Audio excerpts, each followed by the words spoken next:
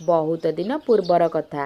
ଘଞ୍ଚ ଜଙ୍ଗଲ ଭିତରେ ଗୋଟିଏ ଗୁମ୍ଫା ଭିତରେ ବାସ କରୁଥିଲା ଗୋଟିଏ ଗାଈ ଓ ତାର ଦୁଇଟି ଛୋଟ ଛୋଟ ବାଛୁରୀ। ଗାଈଟି ତାର ଦୁଇଟି ବାଛୁରୀକୁ ନେଇ ବହୁତ ଭୟରେ ରହୁଥିଲା।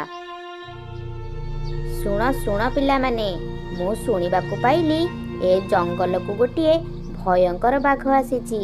ସିଏ ଛୋଟ ଛୋଟ ପିଲାମାନଙ୍କୁ ଧରି ଖାଇ ଦେଉଛି।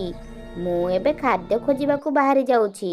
ମୁଁ ଯେବେ ପର୍ଯ୍ୟନ୍ତ ଘରକୁ ନ ଫେରିଛି ତୁମେମାନେ ସେ ପର୍ଯ୍ୟନ୍ତ ବାହାରକୁ ବାହାରିବନି, ବୁଝିଲ? ଠିକ୍ ଅଛି ମା, ତୁମେ ଆମ ପାଇଁ ଏତେ ଆଉ ବ୍ୟସ୍ତ ହୁଅନି। ତୁମେ ଫେରି ନ ଆସିବା ପର୍ଯ୍ୟନ୍ତ ଆମେ ବାହାରକୁ ବାହାରିବୁ ନାହିଁ। ଗାଈଟି ତାର ପିଲାମାନଙ୍କୁ ବୁଝେଇ ସୁଝେଇ ଖାଦ୍ୟ ଖୋଜିବା ପାଇଁ ବାହାରି ପଡ଼ିଲା। କିଛି ସମୟ ପରେ ସେ ବାଛୁରୀ ଦୁଇଟି ଦି ଜଣଙ୍କ ଭିତରେ କଥା ହେଉଥିଲେ କି, ଆରେ ଶୁଣୁ, ମା ତ କାହିଁ ଏ ପର୍ଯ୍ୟନ୍ତ ଫେରିଲାନି। ଚାଲ ଆମେ ଟିକେ ବାହାରେ ବୁଲି ଦେଇ ଆସିବା। ଏଇ ଗୋଟିଏ ଜାଗାରେ ରହି ରହି ଆଉ ଭଲ ଲାଗୁନି। ଏହା କହି ସେ ବାଛୁରୀ ଦୁଇଟି ବାହାରକୁ ବାହାରି ଆସିଲେ। ଜଙ୍ଗଲରେ ସେମାନେ ଏପଟ ସେପଟକୁ ବୁଲିବାକୁ ଲାଗିଲେ। ସେଇ ଦୁଷ୍ଟ ବାଘଟା ଶିକାର ଖୋଜିବା ପାଇଁ ଜଙ୍ଗଲରେ ବୁଲାବୁଲି କରୁଥିଲା। ବୁଝିପାରୁନି ଆଜି କ'ଣ ହୋଇଛି କେଜାଣି। ଜଙ୍ଗଲ ସାରା ବୁଲି ସାରିଲିଣି, ହେଲେ ଗୋଟେ ବି ହେଲେ ଶିକାର ପାଉନି।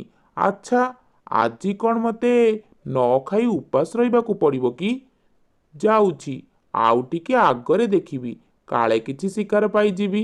ଏମିତି କହି ବାଘଟି ଟିକେ ବାଟ ଯାଇଛି କି ନାହିଁ ସେ ସେଇ ବାଛୁରୀ ଦୁଇଟିକୁ ଦେଖିବାକୁ ପାଇଲା।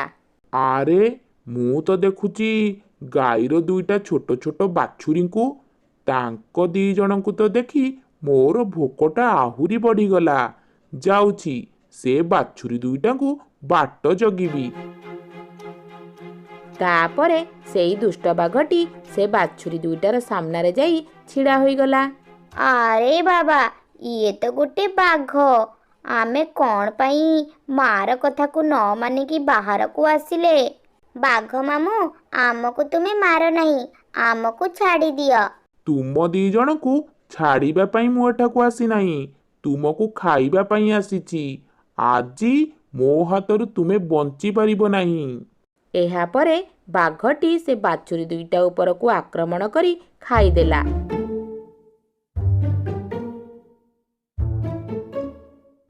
ପ୍ରାୟ କିଛି ସମୟ ପରେ ଗାଈଟି ଖାଦ୍ୟ ଯୋଗାଡ଼ କରି ତାର ବସାକୁ ଫେରି ଆସିଲା। ଆଉ ଦେଖିଲା ତାର ବାଛୁରୀ ଦୁଇଟା ସେଠାରେ ନାହାନ୍ତି। ଏହା ଦେଖି ଗାଈଟି ପୁରା ଚିନ୍ତାରେ ପଡ଼ିଗଲା। ଆରେ ଆରେ, ମୋ ବାଛୁରୀ ଦିଟା କୁଆଡ଼େ ଗଲେ? ତାଙ୍କୁ ତ ମୁଁ ବାହାରକୁ ଯିବାକୁ ମନା କରିଥିଲି। ସେମାନେ କ'ଣ ମୋ କଥାକୁ ନ ଶୁଣି ବାହାରକୁ ପଳେଇଲେ କି? ଯାଏଁ ତାଙ୍କୁ ଖୋଜି ନେଇ ଆସିବି। ତାପରେ ଗାଈଟି ଜଙ୍ଗଲରେ ଏପଟ ସେପଟ କରି ତାର ବାଛୁରୀ ଦୁଇଟିକୁ ଖୋଜିବାକୁ ଲାଗିଲା।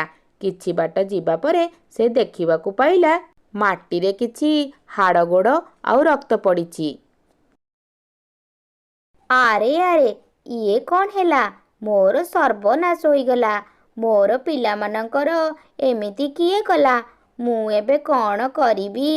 ମୋ ପିଲାଙ୍କ ବିନା ମୁଁ କେମିତି ରହିବି? ମୁଁ ମା ହୋଇ ଏତେ ବଡ଼ କଷ୍ଟ ମୁଁ କେମିତି ସହିବି ଯେ? ସେ ଦୁଷ୍ଟ ବାଘ ମୋର ଛୋଟ ବାଛୁରୀମାନଙ୍କୁ ଖାଇ କିଛି ଭଲ କରିନି। ଦିନେ ନା ଦିନେ ତାକୁ ଏ ପାପର ଫଳ ଭୋଗିବାକୁ ନିଶ୍ଚୟ ପଡ଼ିବ।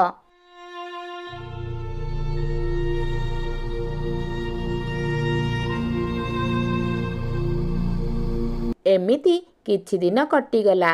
ତାର ପିଲାମାନଙ୍କ ଚିନ୍ତାରେ ଗାଈଟି ଖାଇବା ପିଇବା ଛାଡ଼ି ଦେଇଥିଲା। ମୋର ଛୁଆମାନେ ନାହାନ୍ତି ବୋଲି ମୋତେ ଜମା ଭଲ ଲାଗୁନି କି ଭୋକ ବି ଲାଗୁନି। କିଛି ଦିନ ହେବ କିଛି ଖାଇନି ବୋଲି ମୋ ଶରୀରଟା ପୁରା ଦୁର୍ବଳ ଲାଗୁଛି।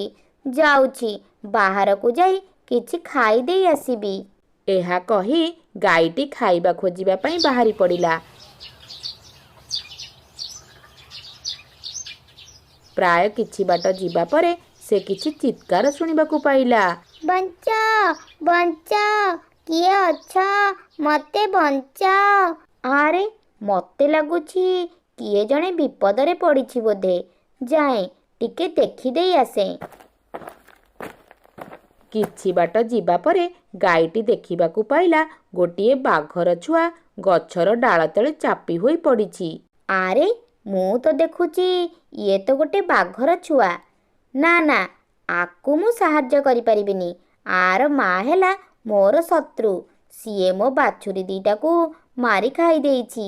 କେବେ ବି ଏମାନଙ୍କର ଉପକାର ମୁଁ କରିବିନି। ଏଠୁ ମୁଁ ପଳେଇ ଯିବା ଉଚିତ। ନା ନା, ମୋତେ ଛାଡ଼ିକି ଯାଅନି। ମୋତେ ବଞ୍ଚାଅ। ମୋତେ ବହୁତ କଷ୍ଟ ହେଉଛି। ନା ନା, ମୋତେ ଏଠି ଏକୁଟିଆ ଛାଡ଼ି ତୁମେ ଯାଅ ନାହିଁ। ଆଜି ଯଦି ତୁମ ଛୁଆ ଏମିତି ବିପଦରେ ପଡ଼ିଥାନ୍ତା, ତୁମେ କ'ଣ ତାକୁ ବିପଦରେ ଏମିତି ଛାଡ଼ି ଚାଲି ଯାଇଥାନ୍ତ କି? ନା, ତୁମେ ହେଲ ଆମର ଶତ୍ରୁ। ତୁମମାନଙ୍କୁ ସାହାଯ୍ୟ କରିବା ଠିକ୍ ନୁହେଁ। ଗାଈଟି ସେ ବାଘ ଛୁଆକୁ କିଛି ବି ହେଲେ ସାହାଯ୍ୟ ନ କରି ସେଠାରୁ ଚାଲିଗଲା। ପ୍ରାୟ କିଛି ବାଟ ଯିବା ପରେ ଗାଈଟି ଭାବିଲା, ମୋର ଏମିତି କରିବାଟା କିଛି ଠିକ୍ ହେଲାନି। ନା ନା, ମୋ ମନ କହୁଛି ମୁଁ ଏ କାମଟା କିଛି ଠିକ୍ କଲିନି। ସେ ବାଘଟା ବହୁତ ଅନ୍ୟାୟ କରିଛି। ହେଲେ ମୁଁ ଗୋଟେ ମା ହୋଇ ଅନ୍ୟର ସନ୍ତାନ ସହିତ ଏମିତି କିଛି କରିବାଟା ଠିକ୍ ନୁହେଁ। ମୋ ପିଲାଙ୍କ ପାଇଁ ମୋ ମନରେ ଯେମିତି ଭଲ ପାଇବା ଅଛି, ସେମିତି ସମସ୍ତଙ୍କ ପିଲା ପାଇଁ ମୋ ମନରେ ଭଲ ପାଇବା ରହିବା ଦରକାର। ମୁଁ ପରା ମା, ସିଏ ତ ଛୋଟ ପିଲାଟା। ତାର କ'ଣ ଭୁଲ ରହିଲା ଯେ? ଯାଉଛି, ତାକୁ ସାହାଯ୍ୟ କରିବି।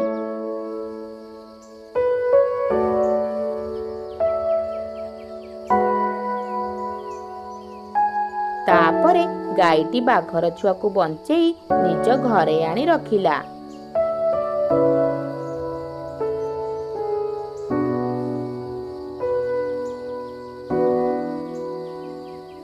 ଶୁଣ ବାବା, ତୁ ଆଜିଠାରୁ ମୋ ସହିତ ରହିବୁ। ଆଜିଠାରୁ ମୁଁ ତୋର ମା, ଆଉ ମୁଁ ତୋର ସବୁ ଦେଖାଶୁଣା କରିବି। ଏହିପରି ବାଘ ଛୁଆଟିର ଦାୟିତ୍ୱ ଗାଈଟି ନେଲା। ଗାଈଟି ଯେଉଁଠିକି ଯାଉଥାଏ, ବାଘ ଛୁଆଟି ତାର ପଛେ ପଛେ ସେଇଠିକି ଯାଏ। ଏମିତି ଦେଖୁ ଦେଖୁ ବାସ୍ କିଛି ଦିନ ବିତିଗଲା। ବାଘର ଛୁଆଟି ବଡ଼ ହୋଇଗଲା। ଗୋଟିଏ ଦିନ ସେଇ ଦୁଷ୍ଟ ବାଘର ନଜର ଗାଈଟି ଉପରେ ପଡ଼ିଲା। ଆରେ, ଇଏ ତ ଗୋଟିଏ ବଡ଼ ଓ ମୋଟାସୋଟା ଗାଈଟିଏ ଦେଖିବାକୁ ପାଉଛି। ଯାହା ବି ହେଉ, ଏଇଟାକୁ ଖାଇବାକୁ ପଡ଼ିବ। ହେଲେ ଏ କ'ଣ? ଏ ଗାଈ ସହିତ ସେ ବାଘଟା କ'ଣ କରୁଛି? ସେ ବାଘ ପାଇଁ ତ ମୁଁ ଏ ଗାଈଟାକୁ ଖାଇପାରିବି ନାହିଁ। ଆ ପାଇଁ ମୋତେ କିଛି ଉପାୟ ବାହାର କରିବାକୁ ପଡ଼ିବ। ଯେତେବେଳ ପର୍ଯ୍ୟନ୍ତ ସେ ବାଘଟା ତା ପାଖରୁ ନ ଯାଇଛି, ସେ ପର୍ଯ୍ୟନ୍ତ ମୁଁ ସେ ଗାଈଟିକୁ ଖାଇପାରିବିନି। ମୁଁ ଯଦି ଏବେ ସେ ଗାଈଟିକୁ ଖାଇବାକୁ ଯିବି, ତାହେଲେ ସେ ବାଘଟା ମୋତେ ବାଧା ଦେବ। ତ ଯାହା ବି ହେଉ, ଯେମିତି ହେଲେ ଏ ଦୁଇ ଜଣଙ୍କୁ ମୋତେ ଅଲଗା କରିବାକୁ ପଡ଼ିବ। ଗୋଟିଏ ଦିନ ସୁଯୋଗ ପାଇ ସେ ଦୁଷ୍ଟ ବାଘଟି ଗାଈ ପାଖକୁ ଗଲା। ଆରେ ଦୁଷ୍ଟ ବାଘ, ତୁ ଏଠାକୁ କ'ଣ ପାଇଁ ଆସିଛୁ? ତୁ ମୋତେ ଖାଇବାକୁ ଚାହୁଁଛୁ? ଏଇଆ ନା? ହେଲେ ତୁ ମୋତେ ଖାଇପାରିବୁନି, କାରଣ ମୋ ବାଘ ଛୁଆ ଏଇଠି ମୋ ପାଖେ ପାଖେ ଅଛି। ମୁଁ ଯଦି ବଡ଼ ପାଟି କରିବି, ତାହେଲେ ତୁ ଏଠାରୁ ବଞ୍ଚିକି ଯାଇପାରିବୁନି। ନା ନା, ତୁମେ ମୋତେ ଭୁଲ ବୁଝୁଛ। ମୁଁ ତୁମର କିଛି କ୍ଷତି କରିବାକୁ ଏଠାକୁ ଆସିନି। ମୁଁ କିଛି କଥା କହିବାକୁ ଏଠାକୁ ଆସିଛି। ତୁମେ ଯେଉଁ ବାଘ ଛୁଆକୁ ନିଜ ସନ୍ତାନ ଭଳି ଭାବି ଲାଳନ ପାଳନ କରି ବଡ଼ କରିଛ, ହେଲେ ସିଏ ତ ହେଲା ଆମର ବାଘର ଜାତି ନା। ଯେକୌଣସି ସମୟରେ ସିଏ ତମକୁ ଖାଇ ଦେଇପାରେ। ତ ସମୟ ଥାଉ ଥାଉ ତାକୁ ତୁମେ ତଡ଼ି ଦିଅ ଏଠାରୁ। ସିଏ ମୋର ସନ୍ତାନ। କୌଣସି ପିଲା ତାର ମା ବାପାକୁ ଖାଆନ୍ତି ନାହିଁ। ତୁମେ ପ୍ରକୃତରେ ଗୋଟିଏ ବୋକା। ସିଏ ତ ତୁମର ନିଜର ପିଲା ନୁହେଁ ନା, ସିଏ ଗୋଟିଏ ମାଂସାଶୀ ପ୍ରାଣୀ। ମୁଁ ଆମ ବାଘ ଜାତିକୁ ଭଲ କରି ଚିହ୍ନିଛି। ଆଜି ନହେଲେ କାଲି ସିଏ ତୁମକୁ ନିଶ୍ଚୟ ଖାଇବ। ବେଳ ଥାଉ ଥାଉ ତାକୁ ଦୂର କରିଦିଅ।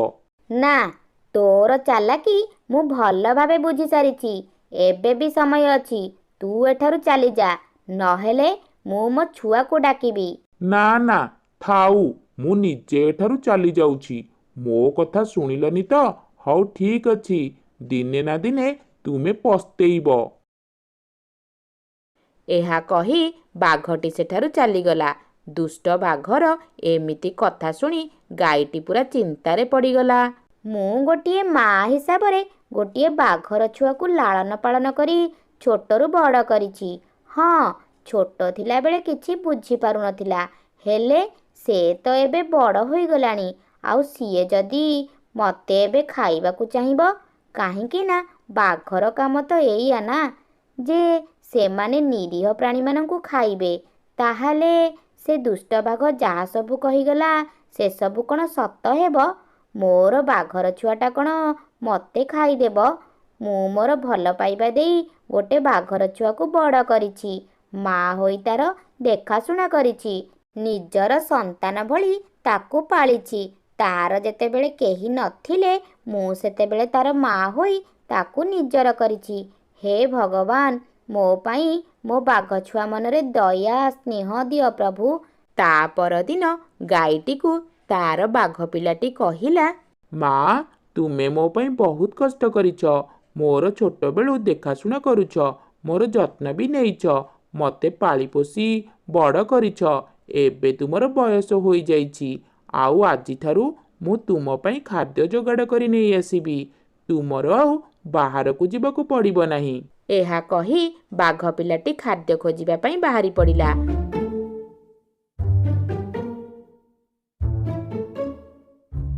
କିଛି ବାଟ ଯିବା ପରେ ସେଇ ଦୁଷ୍ଟ ବାଘ ସହିତ ବାଘ ପିଲାଟିର ଦେଖା ହୋଇଗଲା। ତ ସାଙ୍ଗେ ସାଙ୍ଗେ ସେ ଦୁଷ୍ଟ ବାଘଟି କହିଲା, ରୁହ, ତୁମ ସହିତ ମୋର କିଛି କଥା ଅଛି। କୁହ, କ'ଣ କହିବାର ଅଛି? କଥାଟା ହେଉଛି ଯେ ମୁଁ କିଛି ଦିନ ହେବ ଲକ୍ଷ୍ୟ କରୁଛି ତୁମେ ଗୋଟେ ଗାଈ ସହିତ ରହୁଛ, ହେଲେ ତୁମର ବୁଝିବା ଦରକାର ଯେ ତୁମେ ହେଲ ଗୋଟେ ବାଘ, ତୁମର ସମ୍ମାନ ଅଛି। ଗାଈ ତ ହେଲା ଆମର ଖାଦ୍ୟ। ଏବେ ବି ସମୟ ଅଛି, ତୁମେ ମୋ ପାଖକୁ ଚାଲି ଆସ। ଆଉ ସେ ଗାଈ ସହିତ ରହିକି ତୁମର କ'ଣ ଲାଭ ଯେ ତୁମେ ଆଉ ମୁଁ ମିଶି ଗାଈଟାକୁ ଖାଇଦେବା। ହଁ ହଁ, ତୁମେ କଥାଟା କିଛି ମନ୍ଦ କହୁନ ଯେ ଆମେ ହେଲେ ବାଘ, ଆଉ ବାଘର ପ୍ରଧାନ ଖାଦ୍ୟ ହେଲା ମାଂସ। ମୋର ବି ବହୁତ ଦିନରୁ ଇଚ୍ଛା ଅଛି ଯେ ମୁଁ ମୋ ଗାଈ ମାକୁ ଖାଇବି ବୋଲି। ଚାଲ ଆଜି ସେ କାମଟା କରିଦେବା। ହଁ, ଏଇ ତ ତୁମେ ଠିକ୍ ଜାଗାକୁ ଚାଲି ଆସିଲ। ହଉ, ଆଉ ଡେରି କ'ଣ ପାଇଁ? ଚାଲ ଚାଲ, ଏବେ ମୋ ସାଙ୍ଗରେ, ମୁଁ ଆଉ ଅପେକ୍ଷା କରିପାରୁନି। ଠିକ୍ ଅଛି, ମୁଁ ଆଗରେ ଯାଉଛି, ତାପରେ ତୁମେ ଆସ।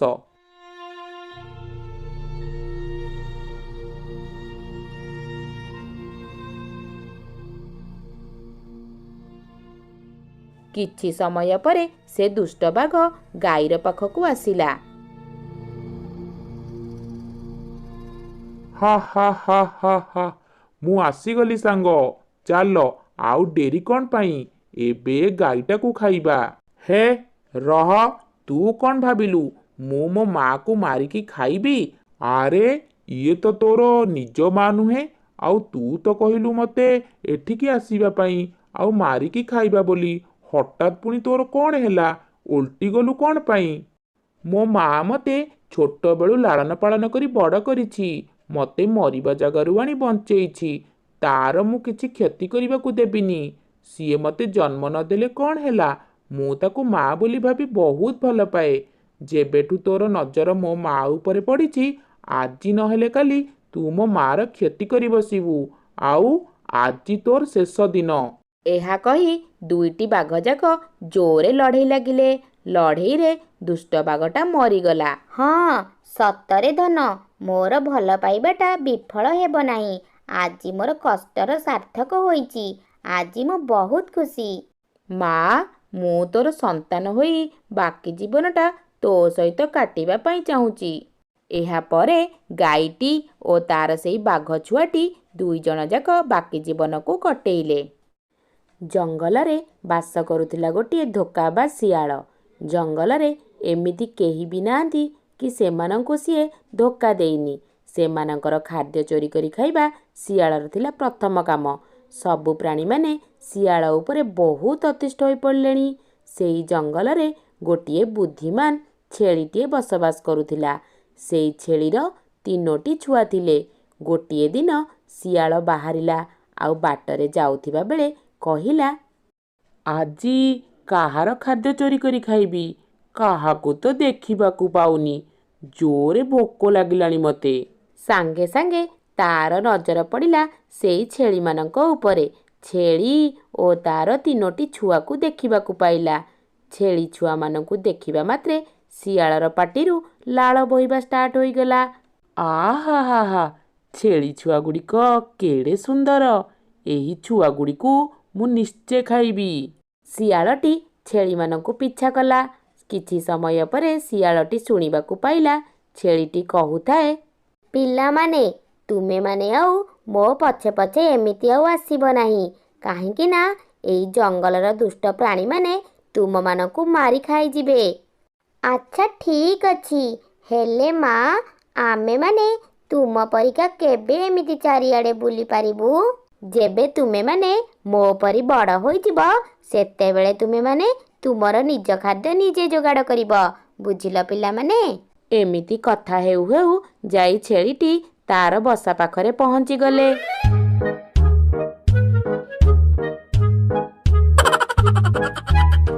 ଆଉ ତାଙ୍କର ପଛେ ପଛେ ଶିଆଳଟି ଯାଇ ଶୁଣିବାକୁ ପାଇଲା, ଶୁଣ ପିଲାମାନେ, ମୁଁ ତୁମ ପାଇଁ ଖାଦ୍ୟ ଯୋଗାଡ଼ କରିବାକୁ ଯାଉଛି।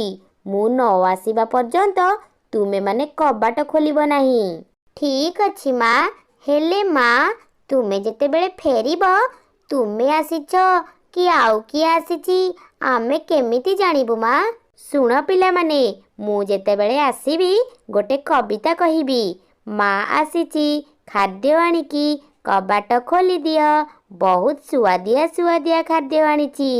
ମା ଛେଳିଟି କହିଲା, ମୁଁ ଯେତେବେଳେ ଏଇ କବିତାଟି ଶୁଣେଇବି, ତୁମେମାନେ ସେତେବେଳେ ଯାଇ କବାଟ ଖୋଲିବ। ଛେଳିଟି ତାର ପିଲାମାନଙ୍କୁ ଭଲ ଭାବରେ ବୁଝେଇ ଦେଇ ଖାଦ୍ୟ ଖୋଜିବା ପାଇଁ ବାହାରିଗଲା। ଶିଆଳଟି ବୁଦା ପାଖରେ ଥାଇ ସବୁ କଥା ଶୁଣୁଥାଏ। ତାପରେ ସେ ଭାବିଲା, ଯାହା ହେଉ ଛେଳିଟି ଚାଲିଗଲା, ଆଉ ଏବେ ମୁଁ ଛେଳିର ଛୁଆମାନଙ୍କୁ ମଜା କରି ଖାଇବି। ଓହୋ, କେତେ ଦିନ ପରେ ମୋତେ ଛେଳିର ମାଂସ ମିଳିବାକୁ ଯାଉଛି। ଶିଆଳଟି ସାଙ୍ଗେ ସାଙ୍ଗେ ଛେଳିର ଘର ସାମ୍ନାକୁ ଆସିଲା, ଆଉ ତାର ବେସୁରା ସ୍ୱରରେ କବିତାଟିକୁ ଗାଇବାକୁ ଲାଗିଲା। ମା ଆସିଛି ଖାଦ୍ୟ ଆଣିକି, କବାଟ ଖୋଲିଦିଅ, ବହୁତ ସୁଆଦିଆ ସୁଆଦିଆ ଖାଦ୍ୟ ଆଣିଛି। ଭୟ କର ନାହିଁ ପିଲାମାନେ, ମୁଁ ଆସିଯାଇଛି, କବାଟ ଖୋଲିଦିଅ। ସେଇ ପିଲାମାନଙ୍କ ଭିତରୁ ଗୋଟିଏ ପିଲା କହିଲା, ମା ଏତେ ଜଲ୍ଦି କେମିତି ଆସିବ? ମା ଆସିଛି ବୋଧେ, କବାଟ ଖୋଲିବାକୁ ପଡ଼ିବ। ହେଲେ ସବୁଠାରୁ ଚାଲାକ ଛେଳି ଛୁଆଟି କହିଲା, ନା ନା, ମା ଆସିନି। ମାର ସ୍ୱର ତ କେତେ ସୁନ୍ଦର, ହେଲେ ଆର ସ୍ୱର କେତେ ବେକାର। ଇଏ ମା ଆସିନି। କିଏ ତୁମେ? ତୁମେ ଆମ ମା ନୁହେଁ। ମୁଁ ହିଁ ତୁମ ମାରେ ପିଲାମାନେ। ଆମ ମାର କଣ୍ଠ କେତେ ସୁନ୍ଦର, ଏମିତି ବେସୁରା ନୁହେଁ। ଆରେ ଆରେ, ଏମାନେ ତ ଭାରି ଚାଲାକ ଅଛନ୍ତି। ମୋତେ ତାହେଲେ ଆହୁରି ଚେଷ୍ଟା କରିବାକୁ ପଡ଼ିବ। ଶିଆଳ ବୁଝିଗଲା ଯେ ଏତେ ସହଜରେ ଛୁଆଗୁଡ଼ାଙ୍କୁ ଖାଇ ହେବ ନାହିଁ। ତାପରେ କିଛି ସମୟ ପରେ ପୁଣି ଆସିଲା, ଆଉ କବିତା ଗାଇଲା। ଏଥର ଟିକେ ଭଲ ସ୍ୱରରେ ଗାଇଲା। ଏହା ଶୁଣି 2ଟି ଛୁଆ କହିଲେ, ମା ଆସିଛି, ଆରେ ମା ଆସିଛି। କିନ୍ତୁ ସେହି ଚାଲାକ ଛୁଆଟି କହିଲା, ରୁହ, ମୁଁ ସେଇ କବାଟ ଫାଙ୍କରେ ଦେଖିକି କହୁଛି, ମା ଆସିଛି ନା ଆଉ କିଏ ଆସିଛି।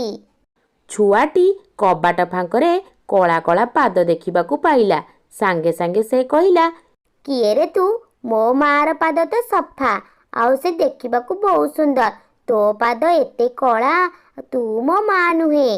ଆରେ ଏ ଛୁଆଗୁଡ଼ାକ କେତେ ଚାଲାକ, କିନ୍ତୁ ମୁଁ ଏତେ ସହଜରେ ହାର ମାନିବି ନାହିଁ। ମୋତେ ଗୋଟିଏ ଉପାୟ ବାହାର କରିବାକୁ ପଡ଼ିବ। ତାପରେ ଶିଆଳଟି ଫେରିଗଲା, ଆଉ ଗୋଡ଼ରେ ଧଳାର ରଙ୍ଗ ମାରି ପୁଣି ଆସିଲା। ରହ ରହ, ମୋ ସହିତ କେତେ ଚାଲାକି ଖେଳୁଛ। ତୁମେମାନେ ଯେତେ ଚାଲାକ ହେଲେ କ'ଣ ହେଲା, ମୁଁ ତୁମଠାରୁ ବେଶୀ ଚାଲାକ। ଶିଆଳଟି ପୁଣି ଆସିଲା, ଆଉ କବିତା ଗାଇବାକୁ ଲାଗିଲା। ମା ଆସିଛି ଖାଦ୍ୟ ଆଣିକି, କବାଟ ଖୋଲିଦିଅ, ବହୁତ ସୁଆଦିଆ ସୁଆଦିଆ ଖାଦ୍ୟ ଆଣିଛି। ପିଲାମାନେ ଭୟ ନ କରି କବାଟ ଖୋଲିଦିଅ। ଛେଳି ଛୁଆ କବାଟ ଫାଙ୍କରେ ଦେଖିଲା ପାଦଗୁଡ଼ିକ ପୁରା ଧଳା। ଏଥର ପିଲାମାନେ ଭାବିଲେ ମା ଆସିଛି ବୋଲି। ତାପରେ କବାଟ ଖୋଲିଦେଲେ। ହା ହା ହା ହା ହା, ମା ନୁହେଁ, ମୁଁ ଆସିଛି। ମୁଁ ହେଲି ତୁମମାନଙ୍କର ଯମ। ଗୋଟି ଗୋଟି କରି ଧରି ନେଇଯିବି, ଆଉ ତାପରେ ମଜା କରି କରି ଖାଇବି। ନା ନା, ଏମିତି କରନି, ଆମକୁ ଛାଡ଼ି ଦିଅ।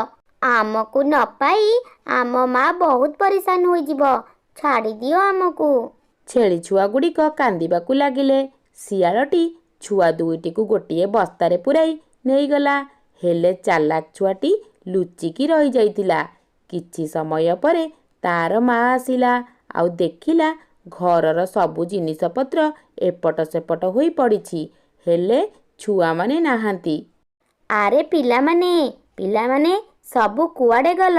ଦେଖ, ମୁଁ ତୁମ ପାଇଁ କେତେ ସୁଆଦିଆ ଖାଦ୍ୟ ଆଣିଛି ଖାଇବା ପାଇଁ। ସେହି ସମୟରେ ଯୋଉ ଛୁଆଟି ଲୁଚିଥିଲା ସିଏ ବାହାରକୁ ବାହାରିକି ଆସିଲା, ଆଉ ସବୁ କଥା ଖୋଲିକି କହିଲା। ଆରେ ଏ ଦୁଷ୍ଟ ଶିଆଳ, ତୋର ଏତେ ବଡ଼ ସାହସ, ମୋ ଘରେ ପଶି ମୋ ଛୁଆମାନଙ୍କୁ ନେଇଯାଇଛୁ। ରହ, ତତେ ଦଉଛି ପାନେ। ଏହା କହି ଛେଳି ଓ ଛେଳିର ଛୁଆ ଶିଆଳକୁ ଖୋଜିବାକୁ ଲାଗିଲେ। ଆଉ ଶିଆଳଟି ବସ୍ତାଟିକୁ ଟେକି ଟେକି ନେଇ ବହୁତ ହାଲିଆ ହୋଇ ପଡ଼ିଲାଣି। ଆରେ ବାପ ରେ ବାପ, କେତେ ଓଜନ, ଆଉ ପାରିବିନି, ଟିକେ ବିଶ୍ରାମ ନେବାକୁ ପଡ଼ିବ। ଏହା କହି ଗଛ ମୂଳରେ ଟିକେ ବସି ପଡ଼ିଲା ଶିଆଳଟି। କିଛି ସମୟ ପରେ ସେ ଶୋଇପଡ଼ିଲା। ଏପଟେ ଛେଳିଟି ଖୋଜିବାରେ ଲାଗିଥାଏ। ହଠାତ୍ ସେ ଦେଖିବାକୁ ପାଇଲା ଗୋଟିଏ ଗଛ ମୂଳରେ ଶିଆଳଟି ଶୋଇପଡ଼ିଛି, ଆଉ ତା ପାଖରେ ଗୋଟିଏ ବସ୍ତାଟିଏ ଥୁଆ ହୋଇଛି। ସେ ଭାବିଲା, ଏଇ ବସ୍ତାରେ ତ ବୋଧେ ମୋ ଛୁଆ ଦିଟା ଅଛନ୍ତି। ସେ ସାଙ୍ଗେ ସାଙ୍ଗେ ବସ୍ତାର ମୁହଁ ଖୋଲି ତାର ଛୁଆ ଦୁଇଟିକୁ ବାହାରକୁ ବାହାର କରିଦେଲା। ଚାଲାକ ଛେଳି ଛୁଆଟି ଦୁଇଟି ପଥର ଆଣି ବସ୍ତାରେ ପୂରାଇ ଦେଲା। ଦୂରରୁ ଥାଇ ସେମାନେ ଲୁଚି ଦେଖୁଥିଲେ। କିଛି ସମୟ ପରେ ଶିଆଳର ନିଦ ଭାଙ୍ଗିଲା। ନା ନା, ବହୁତ ବିଶ୍ରାମ ହୋଇଗଲା, ଏବେ ଯାଉଛି ଛେଳି ଛୁଆର ମାଂସ ଖାଇବି। ଶିଆଳ ବସ୍ତାଟିକୁ ତାର ପିଠିରେ ଭଲ ଭାବରେ ବାନ୍ଧିଦେଲା, ଆଉ ତାପରେ ଚାଲିଲା। ବାରମ୍ବାର ବସ୍ତାଟି ତାକୁ ବହୁତ ଓଜନ ଲାଗୁଥାଏ।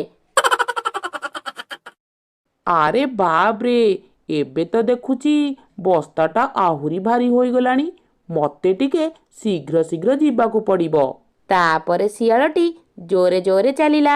କିଛି ବାଟ ଯିବା ପରେ ସେ ଗୋଟିଏ ପୋଖରୀ ଦେଖିବାକୁ ପାଇଲା। ମତେ ଜୋରେ ଶୋଷ ଲାଗିଲାଣି, ଆଉ ହାଲିଆ ବି ଲାଗିଲାଣି। ଯାଉଛି, ଟିକେ ପାଣି ପିଇଦେଲେ ଜୋର ପାଇବ। ତାପରେ ଶିଆଳ ପୋଖରୀର ପାଣି ପିଇବା ପାଇଁ ଭିତରକୁ ପଶିଲା। ତାର ପିଠିରେ ବନ୍ଧା ହୋଇଥିବା ବସ୍ତା ଯୋଗୁଁ ଅଧିକ ଓଜନ ପାଇଁ ସେ ପୋଖରୀ ଭିତରକୁ ବୁଡ଼ିଗଲା। ଆରେ ବାବାରେ, ମରିଗଲି ରେ, ମୁଁ ଆଉ ଛେଳିର ଛୁଆ ଚୋରି କରିବିନି ରେ। ଓରେ ବାବାରେ, ମରିଗଲି ରେ। ଅଧିକ ଓଜନ ଯୋଗୁଁ ସେ ଉପରକୁ ଉଠି ପାରିଲା ନାହିଁ। ସେହି ପୋଖରୀରେ ବୁଡ଼ି ମରିଗଲା।